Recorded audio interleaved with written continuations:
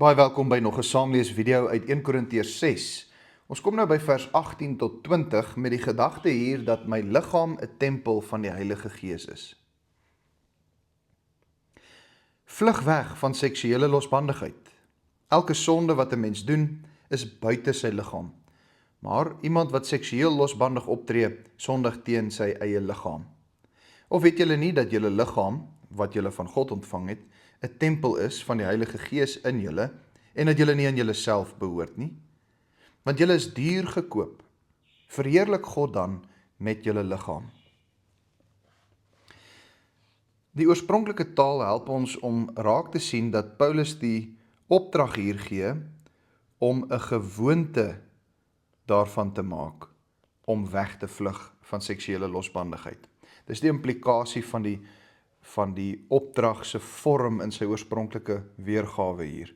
Maak 'n gewoonte daarvan om weg te vlug van seksuele losbandigheid. Onthou die woordjie losbandigheid of onsedelikheid hier is die woord porneia. In hierdie konteks wys dit primêr op prostitusie, maar moet dit nou nie net beperk tot prostitusie nie, want porneia het 'n baie wye strekking en porneia omvat en omsluit 'n wye reeks seksuele wangedrag. So hier moet ons nie net dink aan prostitusie nie, maar ons moet ons gedagtes wyeer laat gaan en praat van seksuele losbandigheid in die algemene sin van die woord. Hoe beveg ek seksuele losbandigheid? Hoe beveg ek seksuele misleiding en verleiding? Daar is net een manier, maak 'n gewoonte daarvan om weg te vlug. Weg te vlug.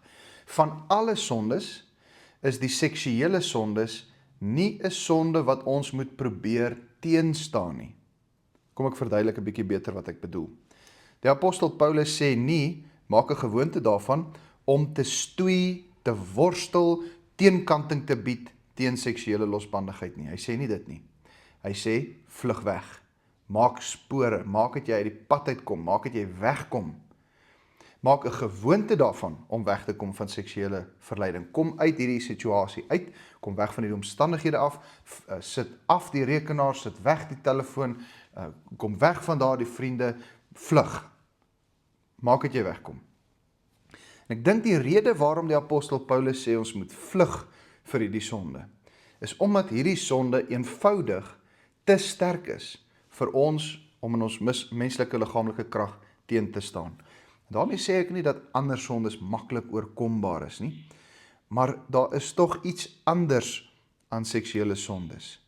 Want die apostel Paulus sê, vers 18, elke sonde wat 'n mens doen, is buite sy liggaam, maar iemand wat seksueel losbandig optree, sondig teen sy eie liggaam.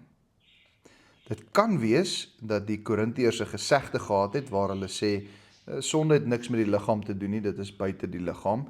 En Paulus gee nou hierdie korrektief en hy sê nee, inteendeel, dit is nie weg van jou af buite jou liggaam nie. Dit is iets wat direk betrokke is en jou liggaam direk betrek. So hy gee miskien 'n korrektief hier op 'n wanpersepsie wat die Korintiërs gehad het, maar die punt wat ek nou hier wil uitlig is die feit dat die apostel Paulus sê, seksuele losbandigheid is sonde teen die eie liggaam en daarom is dit in die sin miskien 'n unieke stryd wat ons het, want jy stry met jou eie liggaam. Jy stry met iets wat vanuit jou eie liggaam na vore kom. So dis een aspek. Die ander aspek is, seksuele verhoudings bewerk 'n eenheid. Dit bewerk 'n verbintenis. Kyk gou weer na die vorige verse, vers 17 veral. Daar het gestaan dat ons verbind is met die Here, een gees is met hom, maar dan ook hierdie baie belangrike gedagte, dat 'n seksuele verhouding, geslagsgemeenskap, bewerk 'n eenheid van die liggaam tussen twee persone. En daarom is dit so moeilik om te stry teen seksuele losbandigheid, want dit bewerk 'n eenheid. Daar vind 'n vereniging plaas en dan is dit boonop ook nog 'n begeerte wat in die eie liggaam ontstaan. 'n Geweldige groot stryd teen hierdie sonde. Daarom, moenie probeer om in eie krag 'n wal te gooi teen hierdie sonde nie, dit te probeer keer nie, jy's nie sterk genoeg nie, jy moet vlug. Dit is nie asof ander sondes nie sonde teen die liggaam is nie, soos ek net nou genoem het nie. Maar hierdie sonde van seksuele losbandigheid is uniek, omdat daar hierdie misterieuse liggaamlike eenheid bewerk word tussen jou en as dit die sonde van prostitusie is, dan eenheid tussen jou en die prostituut. As dit pornografie is, 'n bepaalde misterieuse eenheid tussen jou en hierdie virtuele persoon.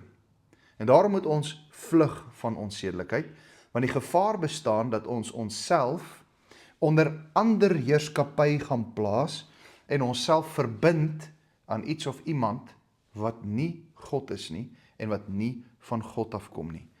Dis die doel, onthou, dis die doel van die seksuele, is om eenheid te bewerk. En ons is een met Christus en daarom moet ons ook nie met ons liggame onsself gaan een maak met iets of iemand wat nie van God af is nie.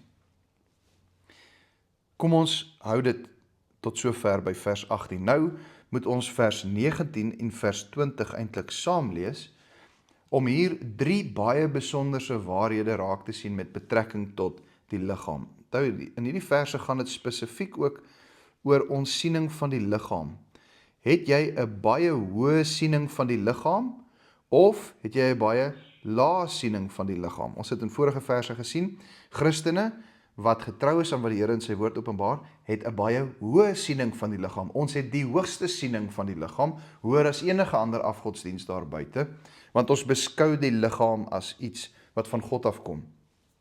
Kyk na hierdie 3 kernwaarhede oor die liggaam wat ons in hierdie 2 verse laastens vind. Weet julle nie dat julle liggaam wat julle van God ontvang het, 'n tempel is van die Heilige Gees in julle, en dat julle nie aan julle self behoort nie, want julle is duur gekoop. Waarom behoort ek nie aan myself nie? Want ek is duur gekoop. Daar het jy die 3 groot gedagtes.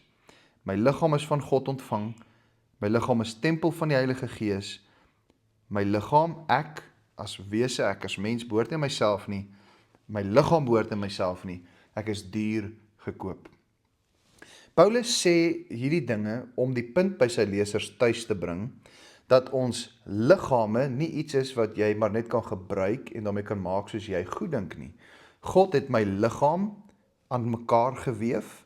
Dink hier aan 'n psalm soos Psalm 139. Ek het my liggaam ontvang.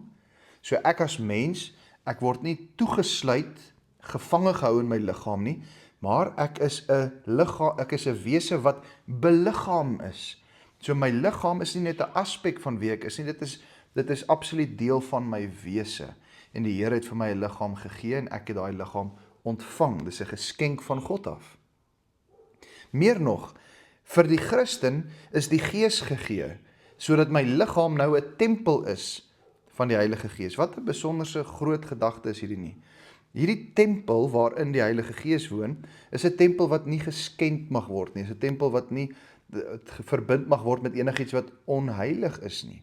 Maar is 'n tempel wat bewaar moet word, opgepas moet word, so gebruik en in diens gestel moet word, sodat dit waardig is om 'n tempel van die Heilige Gees genoem te kan word.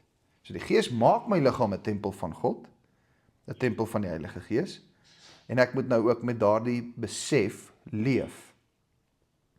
Derdens, ek behoort nie aan myself nie, want ek is duur gekoop. Hier kan jy onder andere Openbaring 5 van lees. Openbaring 5 vers 9 sê, dat Christus my met sy bloed ten duurste gekoop het. Dit is wat my siel en my liggaam gekos het. Dis die bloed van Christus. So, ek staan ook met my liggaam onder nuwe eienaarskap. Nuwe eienaarskap.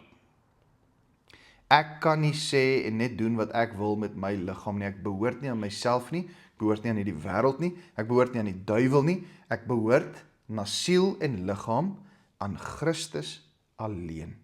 Die Gereformeerdes het 'n pragtige belydenisskrif, die Heidelbergse Katekismus, en daar sê Sondag 1 ook hierdie ding, dat my enigste troos in lewe en sterwe is dat ek na liggaam en siel aan Christus, my verlosser, behoort.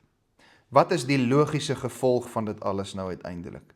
Die logiese gevolg is dit waarmee die apostel hier eindig. Verheerlik God dan. Nou dit verstaan ons goed. Dit maak vir ons sin. Verheerlik God dan. Ek moet God verheerlik, ek moet God dank, ek moet God loof, ek moet God prys. Maar moenie die volgende deel mis nie. Met julle liggaam. Moenie net God verheerlik met jou gedagtes nie, moet hom nie net verheerlik met jou sang nie, moet hom nie net verheerlik met jou Bybel lees en bid nie, verheerlik hom met jou liggaam. So hier is die vraag wat jy vandag vir jouself moet vra, en hierdie vraag het deurslaggewende gevolge vir jou hele lewe. Die vraag is, aan wie behoort jou lyf? Maak vir jouself hierdie vraag uit. Besef, liewe Christen, dat jou lyf aan Christus behoort. So hoe gaan jy nou jou dag inkleer in die lig van hierdie feit? Dat jy 'n liggaam van God ontvang het, daai liggaam is tempel van die Gees, daai liggaam behoort nie aan jou nie. Jy staan onder nuwe eienaarskap, die eienaarskap van Christus, jy is duur gekoop met sy bloed. Is daar seksuele onsedelikheid en losbandigheid waarvan jy moet wegvlug? Span jou lyf in as 'n werkstuk, as 'n instrument om God te verheerlik. Kom ons bid saam. Vader, in hierdie wêreld waar seks en losbandigheid elke dag feitelik aan ons verkoop word, vra ons U om ons te help om daarvan weg te vlug. Druk dit op ons harte, dat ons liggame nie aan onsself behoort nie, maar dat ons aan U behoort en U moet verheerlik, dat ons liggame 'n tempel is van die Heilige Gees. Amen.